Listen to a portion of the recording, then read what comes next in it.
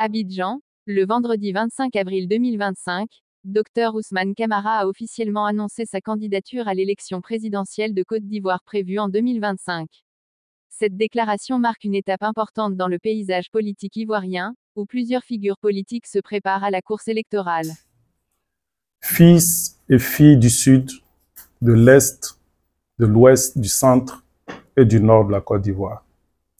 Digne peuple de Côte d'Ivoire, frères et sœurs d'Afrique, il arrive un moment dans la vie des nations où le silence devient un crime, où le rêve devient un devoir, où la parole devient une arme contre l'oppression. Nous sommes ce moment. Nous sommes cette clameur debout, ce cri d'angoisse qui monte depuis les entrailles de nos villages, nos cités meurtries. Depuis nos ruelles où les enfants mendient la craie d'un avenir. Depuis les hôpitaux sans médicaments, où la douleur attend la mort en silence. Depuis les universités sans âme, où l'intelligence étouffe faute de lumière. Nous sommes cette génération qui ne courbera plus jamais l'échine. Car notre pays est malade. Non pas de ses fils, mais d'un système qui les étouffe, les réduit au silence, les condamne à l'exil ou à l'oubli. Voyez autour de vous, des enseignants qui demandent ce qu'on leur a promis finissent en prison. Le Qatar plein de loyauté et la main nue tendue vers un État devenu sourd. Des cyberactivistes qui rêvaient à voix haute et qui ont révélé ce que le peuple pense tout bas, dorment aujourd'hui derrière les barreaux, parce que leur parole effraie plus que 1000 fusils. Des candidats, fils de cette terre, sont écartés, dépossédés de leur droit sacré de servir, parce qu'ils brillent d'une lumière que l'ombre en place ne supporte plus. Et pendant ce temps, la dette s'étale comme un linceul sur le corps sans vie d'une nation, la nation ivoirienne, celle qu'on a connue d'antan. Plus de 35 000 milliards de francs CFA de dettes accumulées, une dette abyssale, une dette sans visage, sans justice. Près de 160 000 milliards de francs CFA de budget consommé en 15 ans de pouvoir. Mais où sont passées les écoles de qualité pendant que leurs propres enfants étudient en Occident?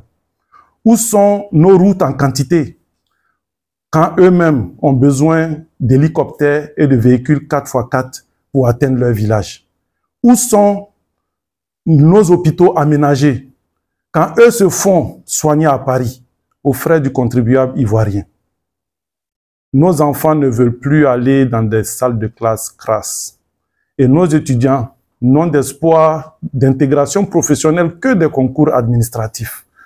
Nos jeunes entrepreneurs n'ont finalement que la rue, les trottoirs, les couloirs comme marché, les laissant dans une désolation qu'on ne pourrait décrire. Et nos pauvres mamans, ces nourricières de la nation, ces mamans qui apportent à manger à tout le monde dans tous les marchés de Côte d'Ivoire, qu'est-ce qu'elles ont eu comme récompense? On voit leur marché cassé, leur commerce détruit, leur vie cédée, dévouée à la désolation. Peuple ivoirien, nous ne sommes pas nés pour mendier la dignité. Nous sommes héritiers des royaumes anciens, du Gor, du Krou, du Kweni, du Sanwi, du Mandé, etc. Alors en ce jour, vendredi 25 avril 2025, je vous parle à cœur ouvert, non comme un homme en quête de gloire, mais comme un fils de la nation, porteur d'un rêve que rien n'arrêtera. Je déclare ma candidature à l'élection présidentielle du 25 octobre 2025. Je déclare ma candidature à l'élection présidentielle du 25 octobre 2025. Je déclare ma candidature à l'élection présidentielle du 25 octobre 2025. Je me lève, pas pour moi,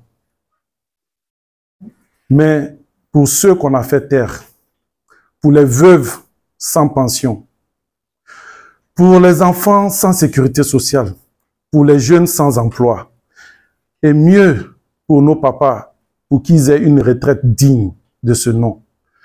Je me lève pour offrir à notre État, notre pays, qu'il devienne un État de droit, où chaque voix comptera, où chaque richesse sera partagée, où chaque rêve aura droit de citer.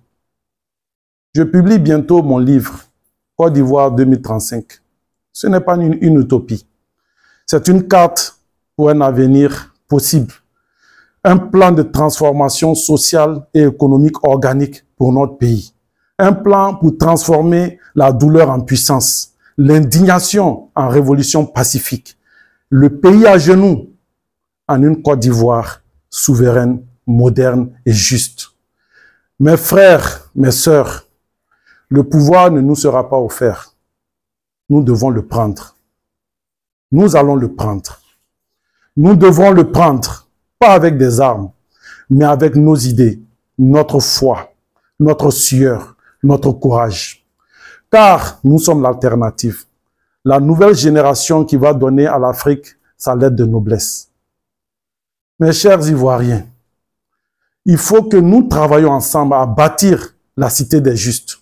Une cité où chacun aura sa place, où le savoir remplacera l'arbitraire, où la justice remplacera le favoritisme, où l'espoir ne sera plus un luxe. Ensemble, levons-nous. Levons-nous, levons-nous. N'attendons rien de quelqu'un. Nous ne pouvons compter que sur nous-mêmes. Jeunesse ivoirienne, je vous appelle à vous lever. Debout, vous tous. Chers parents, gardez dans votre cœur et sachez que nous avons mérité d'être des vôtres, d'être vos enfants. Nous avons grandi, nous nous sommes formés, nous avons eu l'expérience nécessaire, nous avons mené le combat que nous devrions mener pour garantir la prospérité pour tout le monde. Et aujourd'hui, cette nation est en danger. C'est pour ça que l'heure est venue. L'heure est venue pour nous de nous lever et ensemble. Le pays nous appelle, l'histoire nous regarde et nous avons décidé d'y répondre. Je suis Dr Ousmane Camara et pour le peuple, Mansa Ousmane Camara, candidat à l'élection du président de la République de Côte d'Ivoire.